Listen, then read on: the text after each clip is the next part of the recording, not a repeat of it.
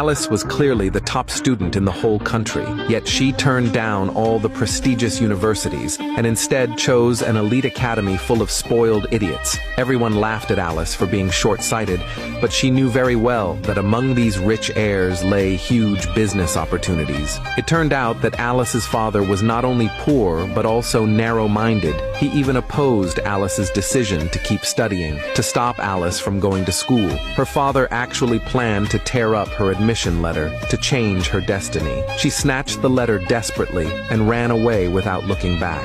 On the first day of school, Alice, because of her simple outfit, was surrounded and stared at by the whole class. They thought her clothes were all custom-made designer pieces. A classmate curiously asked Alice how she got to school. Alice awkwardly said that she walked to school. The classmate asked in confusion why she didn't drive to school. Was it because her car broke down? Alice didn't want to explain. She focused on finding her targets. Soon, she set her eyes on 3 classmates. A month later, Alice decided to go after Benjamin first, because Benjamin cared too much about appearances, yet he was also a bit insecure. He was the easiest target among the 3, right? Then a student mocked Benjamin for being dumb, saying he'd never be able to inherit his family's company. After hearing that Benjamin furiously tried to beat that student up, Alice realized her chance had come. She offered to tutor Benjamin in his studies. Everyone was stunned. They never expected there to be someone who actually studied in class. Alice immediately said that she was admitted with the highest score in the country to this very class.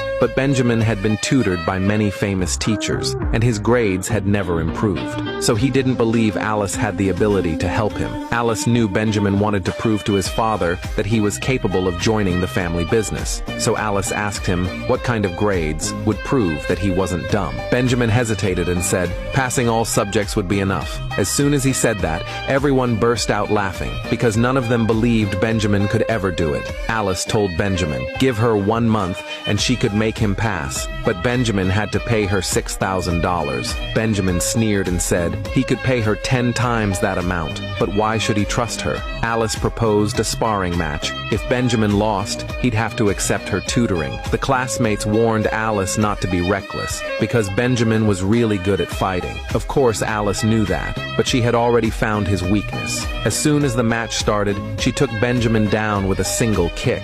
After witnessing Alice's strength, he immediately became her first student. Alice worried that Benjamin might go back on his word, so she told him that she had recorded the whole fight. If Benjamin ever went back on his promise, she'd spread the video everywhere. After Benjamin left Alice's next target, Jessica sat across from her with admiration and asked if she wasn't afraid Benjamin